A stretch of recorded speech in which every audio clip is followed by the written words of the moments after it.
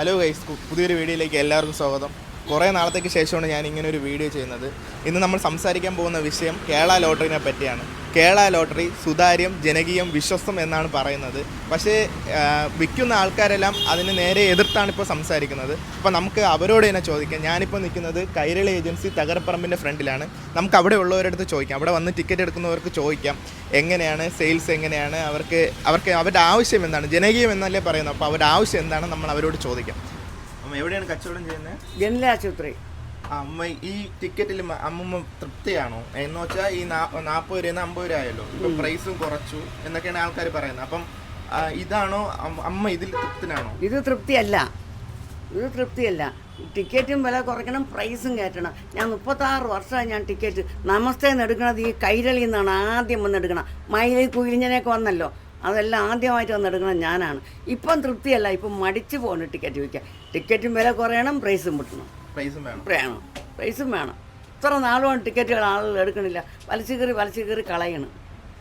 അതുകൊണ്ട് എനിക്ക് സത്യം ഈ ടിക്കറ്റ് കച്ചവടം 10, 300, 350 ടിക്കറ്റൊക്കെയാണ് ഞാൻ എടുക്കണം. പക്ഷേ ഇപ്പം ടിക്കറ്റ് വിൽക്കാനേ മടി, ആരും എടുക്കില്ല. പ്രൈസില്ല, എത്ര നാളായി പ്രൈസ് കിട്ടിയിട്ട്.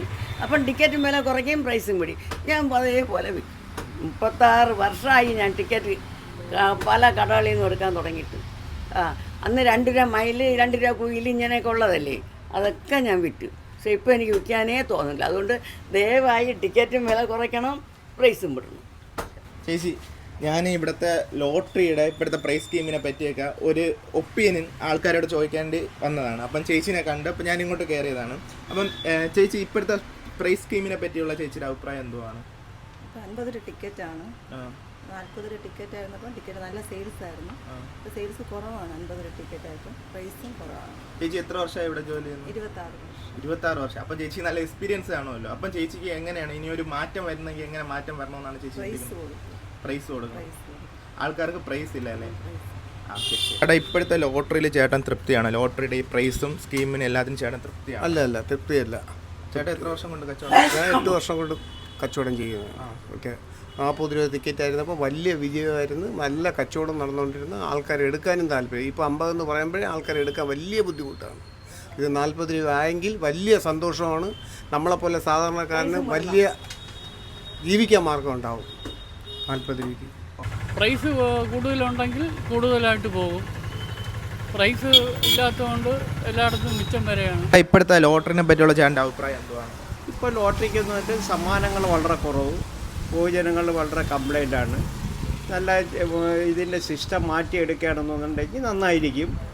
പുതിയ സിസ്റ്റത്തിൽ വരാണെന്നുണ്ടെങ്കിൽ ആർക്കും കോടികൾ വേണമെന്ന ആഗ്രഹത്തിലല്ല ഇവിടെ 50 രൂപ മുടക്കി ടിക്കറ്റ് എടുക്കുന്നത്.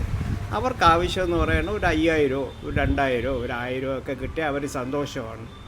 അതല്ലാതെ കോടികൾ ആഗ്രഹിച്ച് ആരും ടിക്കറ്റ് എടുക്കുന്നില്ല. അവർക്കൊക്കെ കിട്ടുമെന്നുള്ള ആഗ്രഹവുമില്ല. ആർക്കെങ്കിലും കിട്ടിയാൽ കിട്ടി എന്നുള്ളതേ ഉള്ളൂ.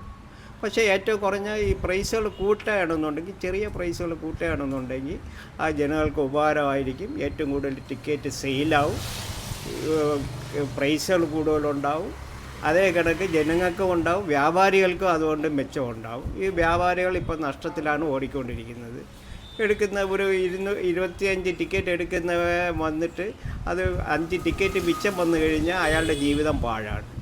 ഒരു ഇൻസുലിൻ വാങ്ങാനുള്ള പൈസ പോലും അതിൽ കിട്ടത്തില്ല. കൈ നഷ്ടത്തിലാണ് പറയുന്നത്. പ്രൈസ് കൂടുതൽ വേണം, പ്രൈസുകൾ കൂടുതൽ വേണം.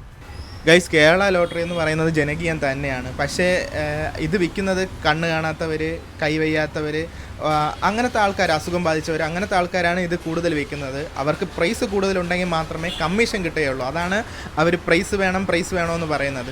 ഈ വീഡിയോ പരമാവധി നിങ്ങളെ കൊണ്ടൊരു ഷെയർ ചെയ്യാൻ പറ്റുമെങ്കിൽ അവർക്കും വലിയ, ഈ ലോട്ടറി വിൽക്കുന്ന ആൾക്കാർക്ക് വലിയൊരു ഉപകാരമായിരിക്കുമായിരുന്നു. കാരണം എന്തെന്ന് പറഞ്ഞാൽ അവർക്ക് ഇത് നിങ്ങൾ ഷെയർ ചെയ്യുന്നത് മൂലം അധികാരികളിൽ എത്തുകയും അവരിതിന് എന്തെങ്കിലും ഒരു മാറ്റം കൊണ്ടുവരികയും ചെയ്യും. അതാണ്.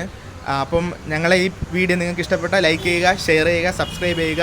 പിന്നെ പുതിയൊരു വീഡിയോ ആയിട്ട് വീണ്ടും കാണാം. ബൈ.